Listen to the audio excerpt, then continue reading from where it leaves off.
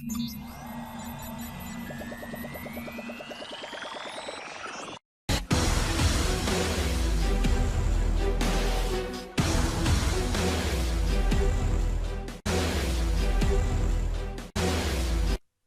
عليكم ورحمة الله وبركاته. داود الكسو دوادا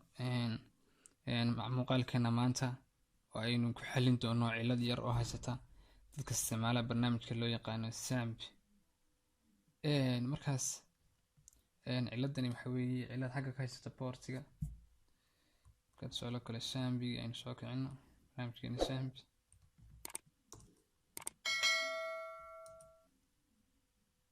wada aragtay kan XAMP markaas marka tusaale kale marka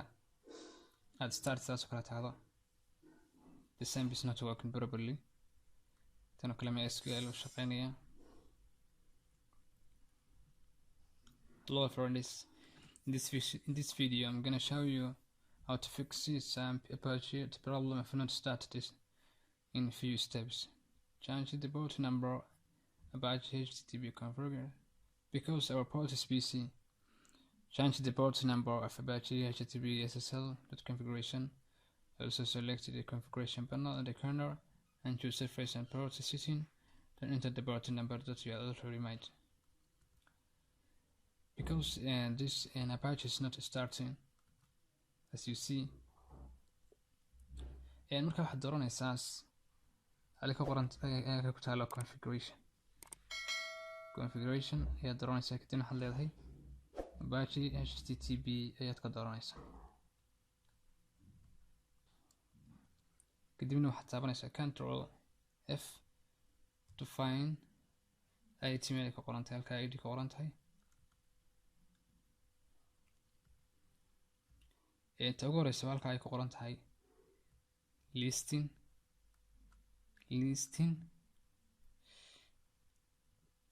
search in the listing id then change like 81 and find another 80 number like the local host server number where the is a local host server number marka halka ay ku qoran tahay local host server number ayaad iyadana hadinaysaa oo god kale ah isagana waxaan ka dhiganaa copy station markaas inta markaan ahno file ayaan taabanaa hit the file and choose save inta markaan nimaadno iska laabanaa daaqadan waxaan furaynaa oo kale configure then apache http.ssl ayaan taabanayna waxaan raadinaynaa meel ay ka qoran tahay 443 waa kaas waa listing qaybta ugu horeysa marka waxaan xagga hore kaga daraynaaba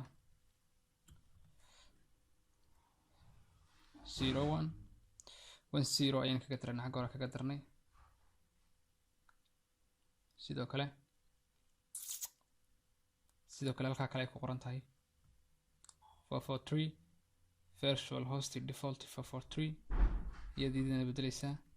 01 please add kadibna save file then choose save okay then we checkina test sorry the apache file is working now I think okay yes it's working also sidoo kale waxaad taabanaysaa configuration oo kale kadibna surface port kadibna waxaad gelinaysaa halka copy station halkan waxaad gelinaysaa 01 kadibna save then save ka shaqeynaya markaas apache u shaqeynaya saas ayuu kugu shaqeynaya localhost welcome to XAMP wadaratan u shaqeynaya wadaratan XAMP kitaas way nagu shaqeynaya insha Allah inta mid kamid ah video kan lamid ku kulmayno